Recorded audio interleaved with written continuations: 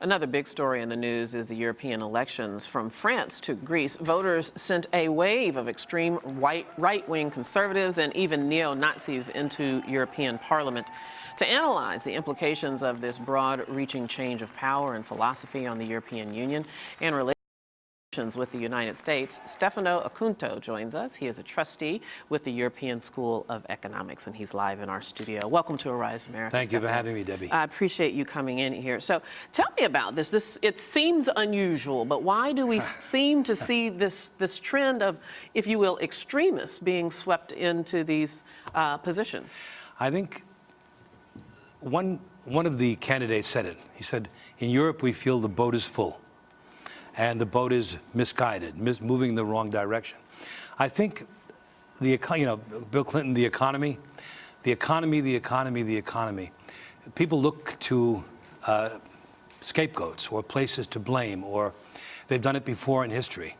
We have the scourge of our age is that people don't study history, or they'd see that these reactions, these movements are suspect, particularly in an age where there is inertia and little economic movement.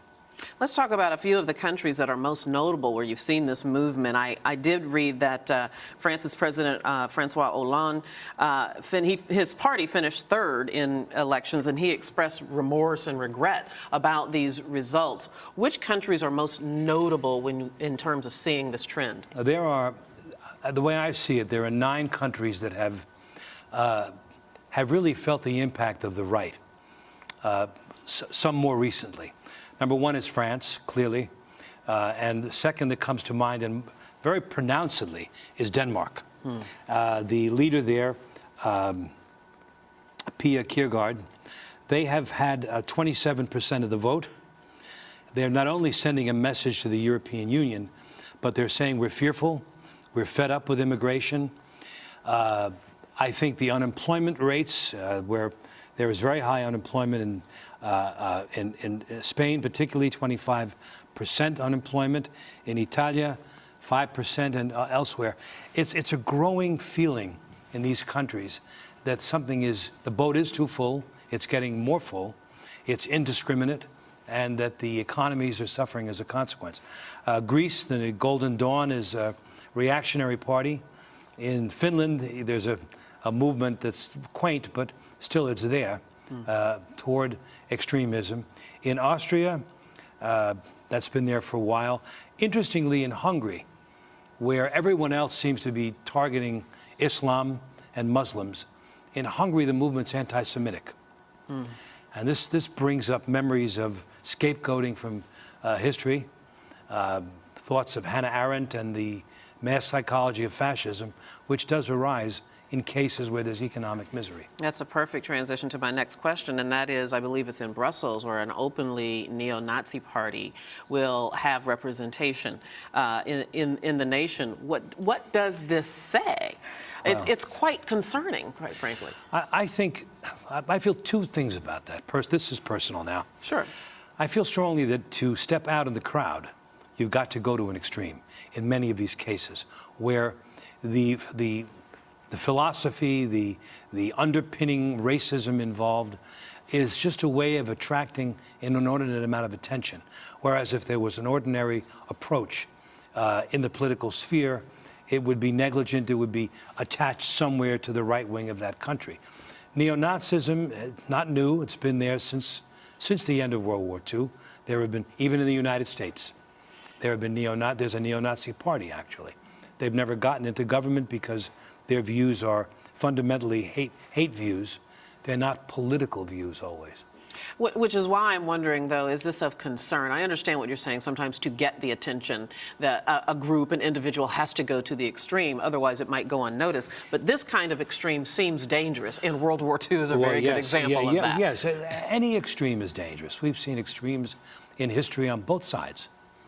Communism was an extreme, failed. Fascism was an extreme, it failed. Every now and then, that's the way the pendulum will swing. It is dangerous, but in my opinion, as soon as it gets to be vicious dangerous, the swing comes back. And that will happen now with the media, hopefully, media helping out and looking at these things as we're doing right now. Yeah, indeed. So how will these changes affect the European Union? Well, the European Union has to wake up. He cannot, the fascination with it, the love affair, the honeymoon, long gone. Now the production of jobs, the disparities in the European Union between Germany and Greece, the wide disparities between these countries cannot go unnoticed or untreated. And so the European Union has to get a message that there is discontent, there is not simply solidarity, and that the implications, for example, of having almost every one of these groups we mentioned earlier has taken issue with the advent of the Roma coming in from Romania throughout Europe, who are people who are fundamentally gypsies in the 21st century. I was going to say they were gypsies in the 20th. They were gypsies in the 20th century as well. Indeed. But in fact, that's where this is coming from. Let me get to just one last question before I let you go, and that is, then, does this trend, these extreme groups that are finding a place at the table, particularly at the European Union, which then affects the U.S. in many diplomatic ways, are the effects, could they be grand or more nuanced? You know, it's funny that you asked that. It just happens that I was reading in a little bit of the subject. The right has a disaffection toward America, the European right. Instead, it has a greater interest in Russia, because many of the people on the European right feel that America has exported decadent value, has exported bad culture, essentially, and there is an implication to the United States with the advent of the European right. A European School of Economics, we've looked at these implications, our schools in many countries, you know, and we find this to be one of the big ones. This is going to be so interesting. Perhaps we can continue this conversation another time. I'd like to, Stefano Debbie. Acunto, thank you very much. Thank you for nice having to me. meet you. Thank you. Time to check to see what's making headlines.